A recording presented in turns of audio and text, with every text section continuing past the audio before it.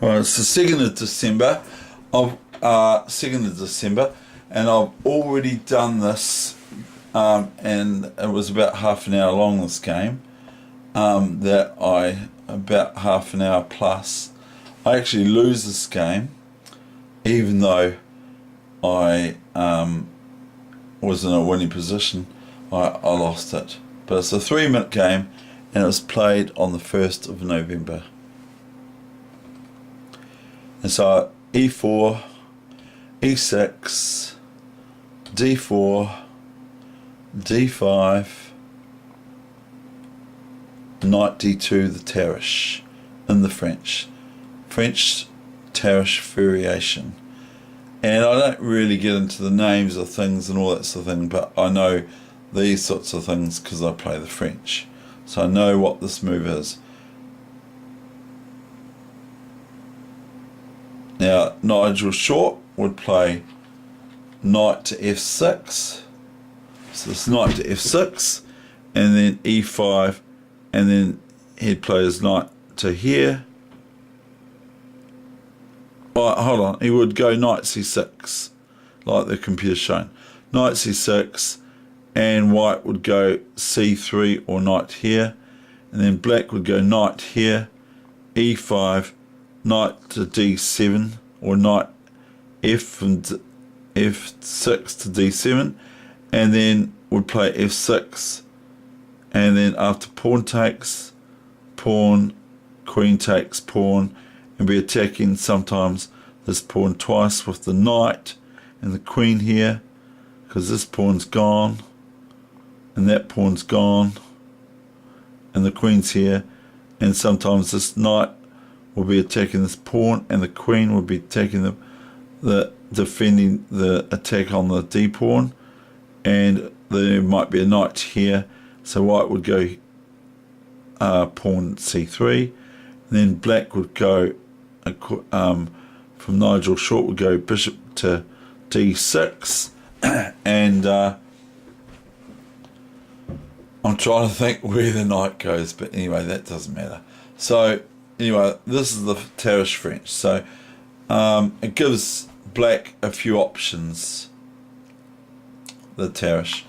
One is to play c5, sort of like go and maybe end up with an isolated pawn for black, by white playing pawn takes pawn, pawn takes pawn, so pawn takes pawn, pawn takes pawn of c5, and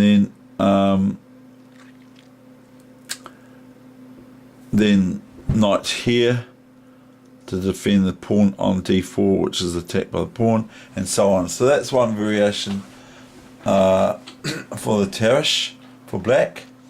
Another one is the knight c6, which I've already said. Another one is knight f6. Even bishop e7. And I've seen bishop d7 played. All sorts of things. You can just about play anything. And some players might even play c6. I don't agree with c6 because it's sort of like you're going to end up playing it to c5 sooner or later. And some of my friends, they play the Caro-Kann on move 1, they play c6 for black against e4, this move. So they play c6, 1, c6, and d5. That's all good. It's a proper perfect opening. And then they go e6, and then they go c5. And I just can't get my head around. I know that it's a closed position, but I just can't get my head around to think that pawn's moved here and then here. And that's not me. It's just not what I'm interested in doing. And so I usually try to punish it, and it doesn't necessarily work because it's a closed position. Anyway, so this is the classical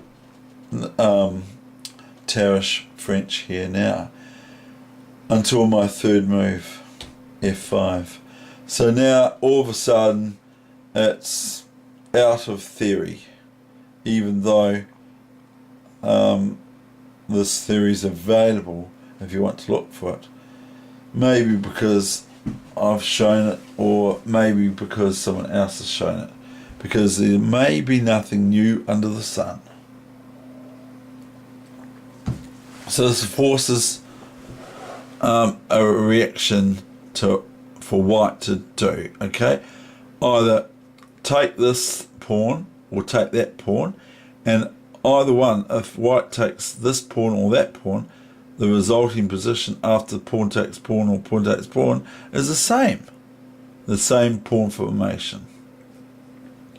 Anyway, it goes f5, f5, knight f3, developing this knight move, developing this knight for the first move of its existence in this game, and I do also. Now he's played twice. This is not a developing move.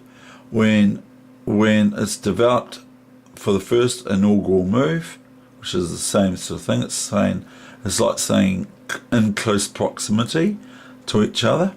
they're one and the same, so why say them both together? So, but this is sort of like that too. Okay, bishop to d6, which is its inaugural first move again. So I'm doing it again. Knight df3, supporting this knight on e5, which has sort of got a natural sort of a habitat on here, and it's supported by the pawn and the knight. But this knight moving here has already developed from its initial square, which is b1, and it's moved from here to there, so it's made two moves. So this move from d2 to f3 is not a development move or developing move, it's merely just a move. It's nothing better than that. So I'm just being silly. Okay, castles. Bishop d3, knight e4. Well, why not? c6, c3, almost like identical, but white's a wee bit better with the placement of the knight, and black's got this pawn on e5 and white hasn't got a pawn on e4. Alright, knight here, developing the knight, important for the opening, and now white is actually helping black a wee bit by playing knight takes knight, because now I get to develop this bishop with a take, so I have to do it.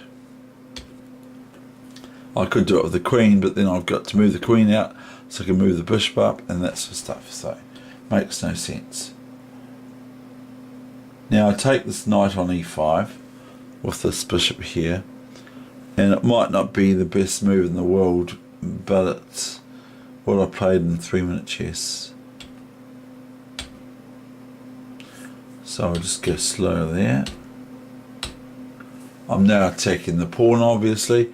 Now if white plays bishop to here to defend this pawn that's sort of looking like a bit of a lonely goat herd, I can actually play g5.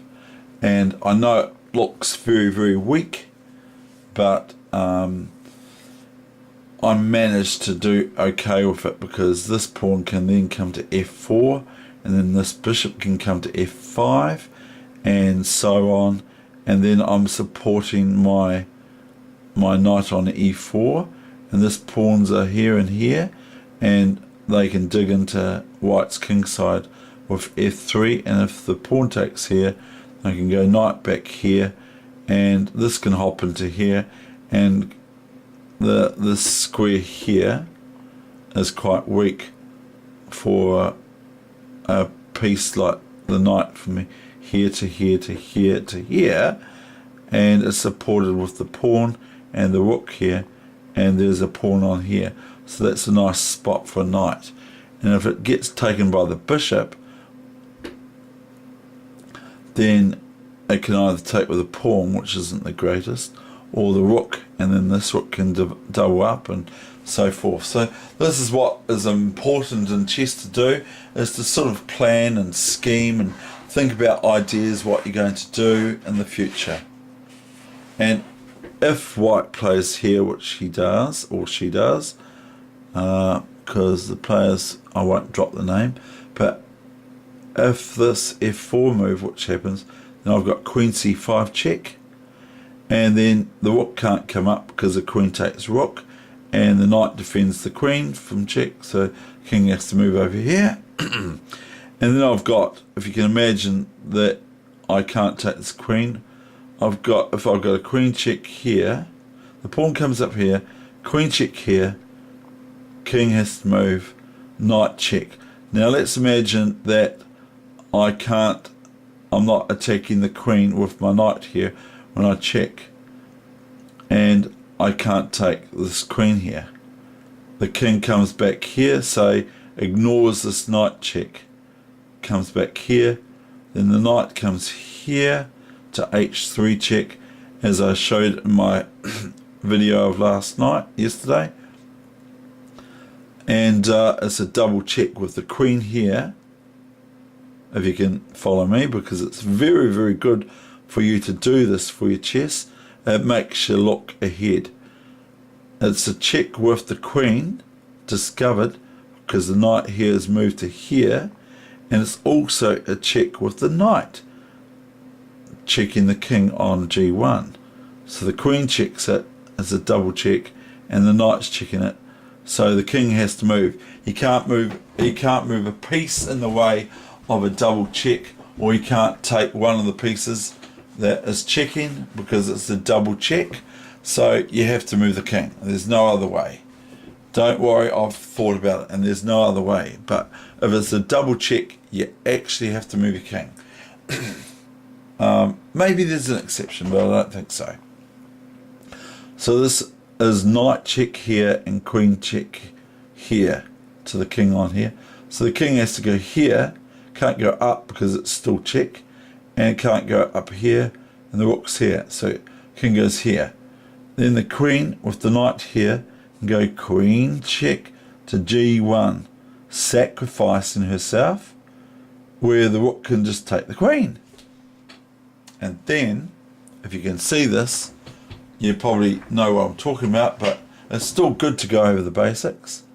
Then white gets checkmated with the knight from h3 to f2, because this rook is here, the king is here. Even if the pawn's there still, it's knight to f2, checkmate.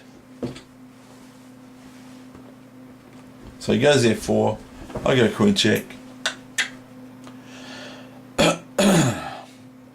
Now if I had a rook here, say this rook was up here, I can go knight g3 checkmate, because the pawn can't take the knight because of the rook check, and that would be putting, if the pawn took here, it would be rook takes king, which is impossible, except in lightning chess you can do it and you just lose the king.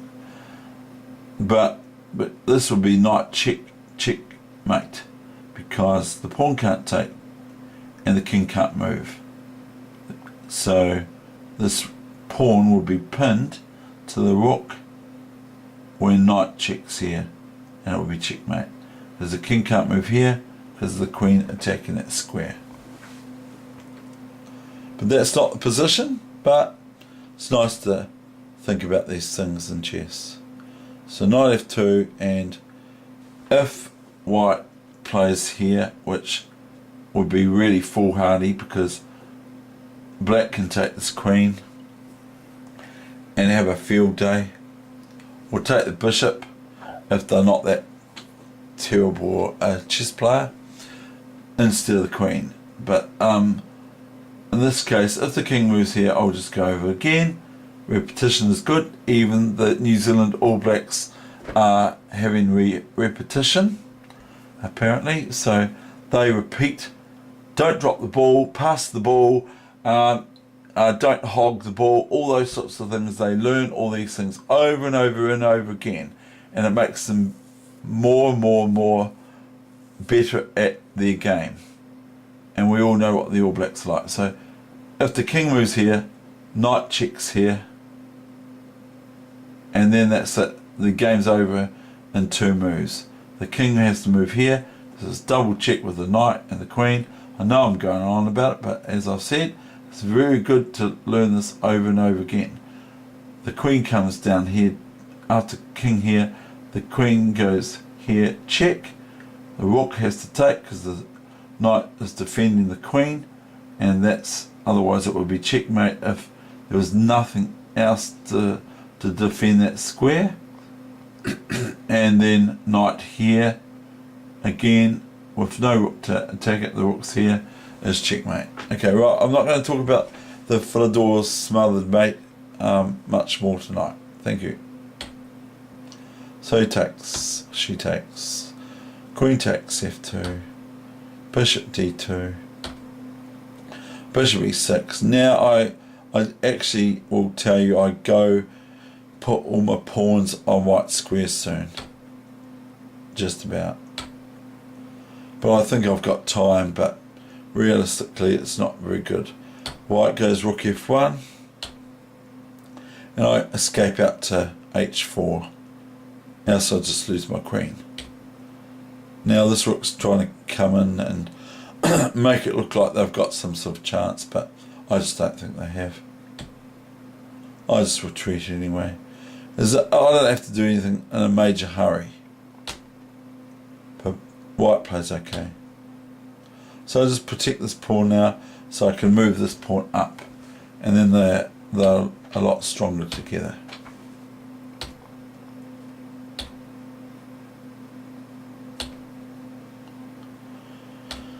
I played king there.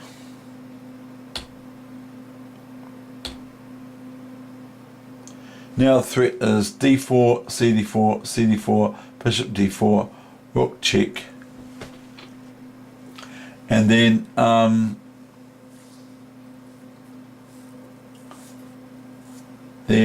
I think that's what I did wrong. I actually played this wrong, so it doesn't matter. But I actually am threatening d4, pawn takes, bishop takes, and in the game I went rook takes bishop. And I should just go, after bishop takes pawn, just go rook check.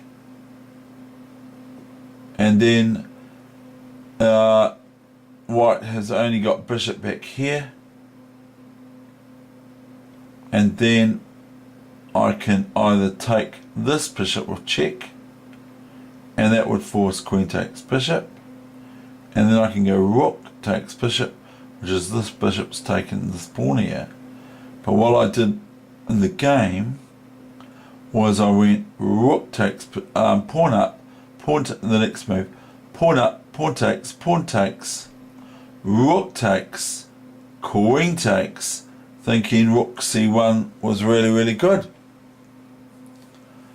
So if the bishop's gone, this is gone, this is gone, this is gone, this is gone, the queen's here, I go rook check. If you can see the move, that's good, because that means you're good, and there's nothing wrong with that. I only looked at in my analysis, bishop back here, rook takes bishop, and it's all over. But what white did was I went d4, next move, not this move, d4, pawn takes pawn, pawn takes pawn, bishop takes pawn, rook takes bishop, queen takes rook, rook c1, and then they went not bishop back here, but bishop to d1. And so that was my bad analysis. I didn't analyse it properly. And I'm not even going to say it can happen to the best of us, but it can. So now I should play rook to c1 check, and that overloads the protection of the queen of the bishop here and the bishop here if this bishop moves back. If I go rook check now, it's no good to move the queen back, because then the rook wins the queen, and the king can't move from the back rank. So white has to play bishop to f1. It's no good to play bishop f1, d1, because then it's just rook takes bishop, and then sooner or later rook takes queen. because it's check. So I made the mistake here of taking this bishop. So I'm giving back my material advantage by this mistake. So here we got this check that I thought, oh, yeah, it's all over. Black is totally won. Nope. Bishop there. And I'm embarrassed. I'm going, oh! And I played that, I don't even know why. Now white's played h3, which gives the king a square to move to, and it's called a luft. And I learnt that from Bobby Fischer versus Boris Spassky. And because that's published, that analysis, because that's published, I can say it.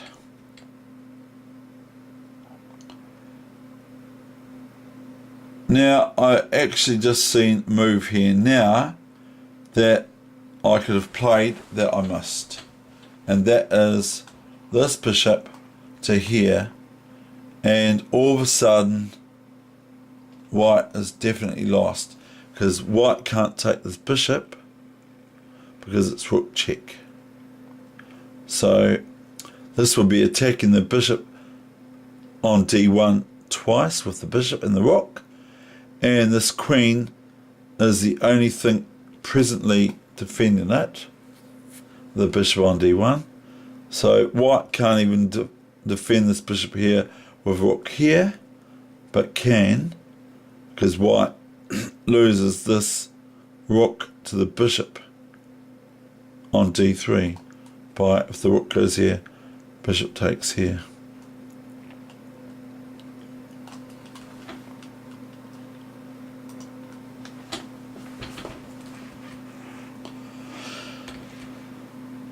So queen h4, king h2, h6. So I'm doing the same. I'm giving my king a square.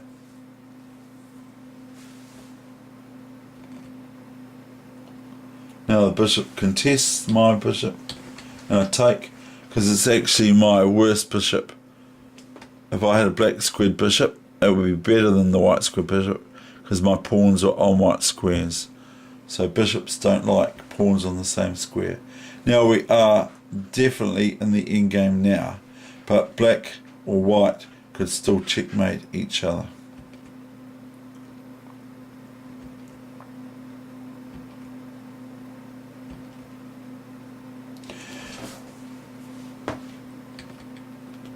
Maybe it's my mistake, is swapping off these, swapping off the queens. Because this is pick up pawn county. Now, when you get to this part of the game, you go seeking pawns and hunting for them. Like, the more you get, the better it is, and the less you get, the worse it is.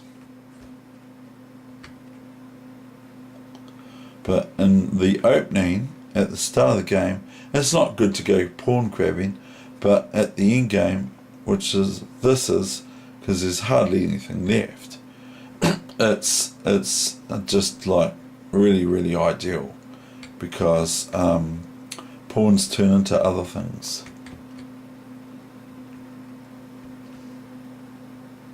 Now it's probably a bit open because it makes this rook able to check me and hinder me a little bit if white wants to.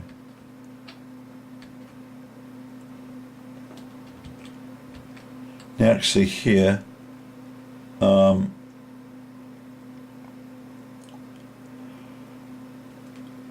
have better moves, but I played that move. Anyway.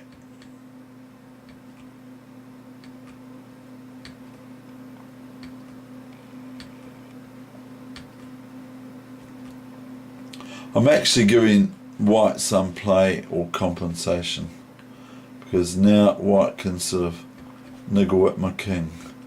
Now I like king here better, so it's just a bit more forceful, but basically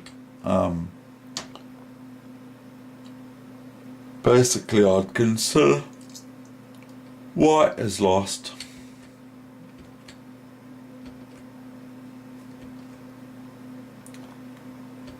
Except for so white would have a draw here if they want, but they don't because they want to win on time, so they play b5. And that was the end of the game. I lost on time. But a bit, filled with mistakes and good moves too. I mean,